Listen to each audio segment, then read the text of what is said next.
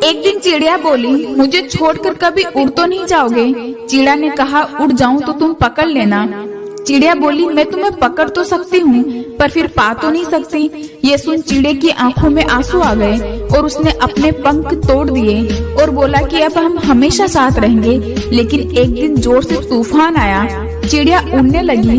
तभी चिड़िया बोला, तुम उड़ जाओ, मैं नहीं उड़ सकता। चिड़िया, अच्छा अपना ख्याल रखना कहकर उड़ गई। जब तूफान थमा और चिड़िया वापस आई तो उसने देखा कि चिड़िया मर चुका था और एक डाली पर लिखा था कि काश वो एक बार तो कहती कि मैं तुम्हें नहीं छोड़ सकती, तो शायद मैं तूफान आने से पहले नहीं मरता।